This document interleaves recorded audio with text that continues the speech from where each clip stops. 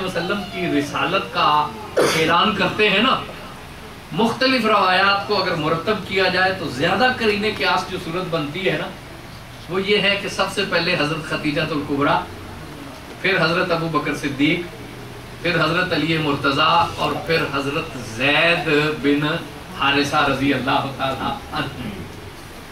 यानी जो जितना करीब है, पहली आपकी अहलियाँ हैं, दूसरे आपके रफ़ीक़े सफ़र हज़र हैं, तीसरे बचपन से आपके तरबियत याफ्ता हैं और चौथे आपके खादम हैं। यानी जो हुजूर के जितना करीब आ गया ना, वो हुजूर का उतना दामन गिरफ्तार हो गया। सुभान अल्लाह।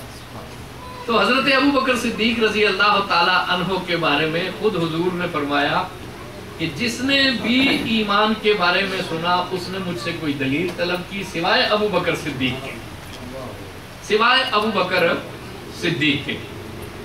और हैरत की बात देखें ना कि इस्तफसार लोग करते हैं, पूछते हैं, पूछने की कोई ममानियत नहीं है, लेकिन सहाबा-ए कराम में जिसके इस्तफसारात मिलते ही नहीं जी, मिलते ही नहीं, जिसका कोई सवाल मिलता ही नहीं, पूरी हदीस के ज़खीरे में एक बात जो हुजूर से हजरत अबू बकर सिद्दीक ने पूछी, और वो भी हुजूर की तबीयत मुबारका के बाद,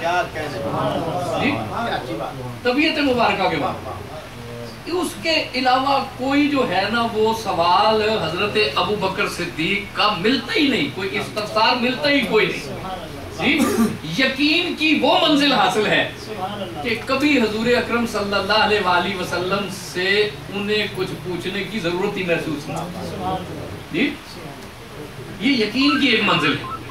और अबू नसर सिराज रहमतुल्लाह अलैह फरमाते हैं कि इस उम्मत में इरफान की सबसे ज्यादा गहराई में अबू बकर सिद्दीक है।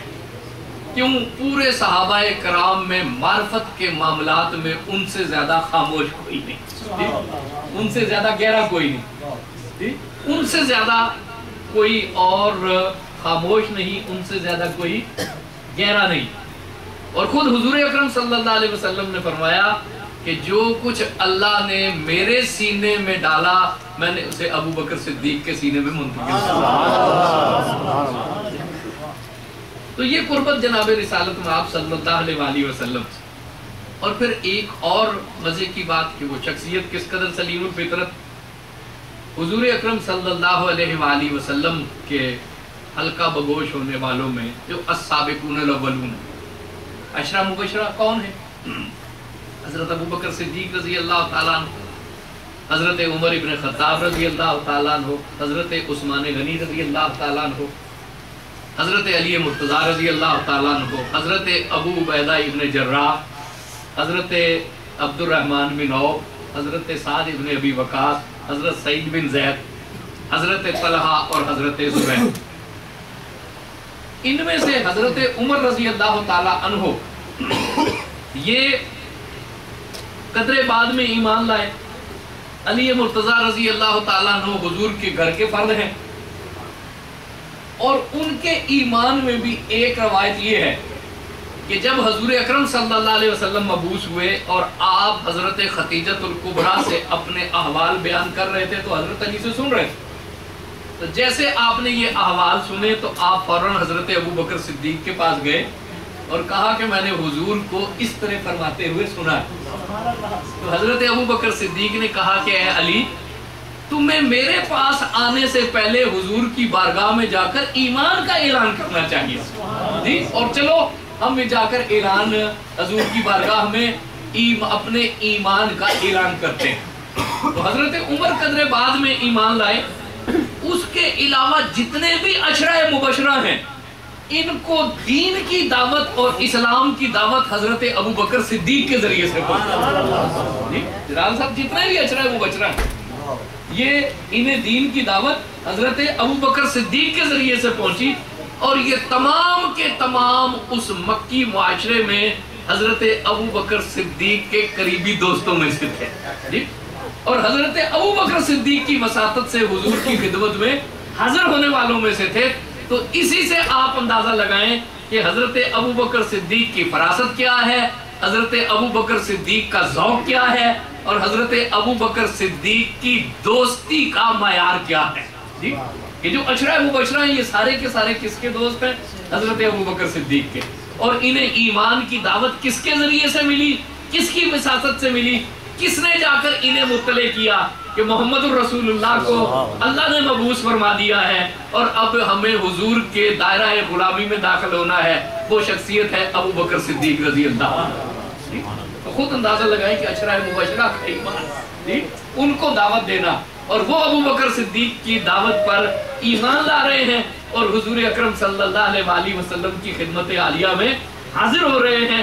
ارباب نظر اگر غور کریں تو اس ایک بات سے حضرت ابوبکر صدیق کی دوستی کے معیار کا اندازہ لگائیں، ان کی شخصیت کے معیار کا اندازہ لگائیں. وہ کہتے ہیں نا انسان اپنے دوستوں سے پہچانا جاتا ہے، انسان اپنی کمپنی سے پہچانا جاتا ہے، تو ابوبکر صدیق کو پہچاننا ہے تو عشرہ مبشرہ کی کہکشاں پہ ایک نظر، اس محفل مقدسہ پہ ایک نظر ڈالو، ان لوگوں کے معیار اور کردار پر ایک نظر ڈالو. یہ ہے حضرت ابوبکر صدیق کے ساتھ اٹھنے بیٹھنے والے لوگ، اور یہ ہے حضرت ابوبکر صدیق کی سوسائٹی.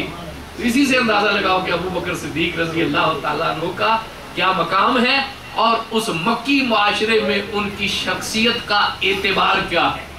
اور اللہ تبارک و تعالیٰ نے انہیں فراست عطا فرمائی، اس فراست کو انہوں نے تجارت میں استعمال کیا، اور آپ نہایت دیانتدار انسان، راست گو انسان، لیکن اس دیانتداری اور راست گوئی، اس معاشرے میں اس راست گوئی اور دیانتداری کا وقار بھی قائم رکھا، اور اللہ تبارک و تعالیٰ نے آپ کی تجارت میں بڑی برکت عطا فرمائی، اور آپ کو اللہ تبارک و تعالیٰ نے ظاہر کا تمول بھی عطا فرمایا. آپ تمنگر انسان تھے، اور نبی کریم صلی اللہ علیہ وسلم کی جب بعثت کا اعلان ہوا تو حضرت ابوبکر صدیق رضی اللہ تعالیٰ عنہ کے پاس جو کچھ بھی تھا وہ انہوں نے حضور کی خدمت میں یہ کہہ کر پیش کیا کہ یا رسول اللہ جو بھی آپ حکم فرمائیں گے، جو کچھ بھی میرے گھر میں ہے یہ آپ ہی ہے. دعویٰ تو سارے کرتے ہیں نا، صدیاں گزر گئیں، شاید آج بھی یہ بات کرتے ہیں کہ جو کچھ بھی ہے وہ آپ ہی کا ہے. اور ہر امتی کے لیے اس سے بڑے اعزاز اور افتخار کی کیا بات ہے کہ اس کے گھر میں جو کچھ بھی ہے وہ جناب رسالت میں آپ کا. لیکن ایک ہے کسی شخص کا پیش کرنا، اور ایک ہے جناب رسالت میں آپ صلی اللہ علیہ وآلہ وسلم کا اس کو قبول بھی فرما لینا. اس کو قبول بھی فرما لینا. کائنات میں کوئی بھی شخص حضور سے زیادہ حساس نہیں ہے، کوئی بھی شخص امانت اور دیانت کے معیار پہ حضور سے زیادہ نہیں ہے، اور کسی کی تملیک کا احترام کرنے والے اور لحاظ کرنے والا کائنات میں کوئی بھی حضور اکرم صلی اللہ علیہ وسلم سے بڑھ کر نہیں ہے. جب حدیث میں یہ عبارت آتی ہے کہ حضور حضرت ابوبکر صدیق کے مال کو اس اعتماد سے استعمال فرماتے تھے کہ جس طرح ان کا اپنا ہی مال ہے، تو اسے اندازہ لگاؤ کہ حضور کو حضرت ابوبکر صدیق پر کس درجے کا اعتماد اور اعتبار. اس کے علاوہ یہ بات کسی کے لیے آتی نہیں ہے. پیش کرنے والے تو سب ہی ہیں، لیکن مسئلہ یہ ہے کہ کیا کسی کے مال میں حضور نے اس طرح تصرف بھی فرمایا؟ ایسی ہستی صرف اور صرف ایک ہے، اور وہ ہے ابوبکر صدیق رضی اللہ تعالیٰ عنہ کی، کہ عملاً حضور اکرم صلی اللہ علیہ وسلم نے اپنے عمل سے اس اعتماد کا اور اعتبار کا اظہار بھی کیا. اور یہ بات اس وقت دیکھیں کہ محمد الرسول اللہ کا عمل، حضور سے زیادہ کوئی حساس نہیں ہے، حضور سے زیادہ کوئی کسی کی ملکیت کا خیال کرنے والا نہیں ہے. وہ تو صاحب شریعت ہیں، شریعت تو ان سے لوگوں نے سیکھی ہے نا. تو جب وہ اس اعتماد سے اس مال میں تصرف کرتے ہیں تو خود ہی اندازہ لگائیں کہ ابوبکر صدیق رضی اللہ تعالی عنہ نے خود سپردگی کا کیا مقام جناب رسالت میں آپ کی نظر میں حاصل کر لیا. اسی سے اندازہ لگائیں. اور اللہ نے جب آپ کو مال دیا تو آپ نے پہلے دن سے ہی، اسلام کے پہلے دن سے اسے خدمت میں عملاً صرف کیا. یہاں تک کہ جو لوگ تھے نا، پہل کون لوگ تھے؟ غلام، مخلوق الحال لوگ.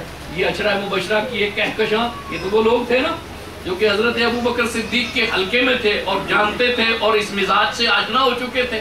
یہ لوگ ایمان لائے نا کہ ان میں جو السابقون الاولون میں عبداللہ بن مسعود ہیں، وہ بھی چرواہے پہ بکریاں چرایا کرتے تھے. اور پھر غلام ہیں، بلال ہیں، عمار بن یاسر ہیں جی، یہ لوگ ہیں. تو مکہ والوں نے ان غلاموں پر ظلم و ستم کا بازار گرم کر دیا. اور جو پہلے لوگ حضور کے دامن میں آئے ان میں غریب لوگوں کی اکثریت تھی۔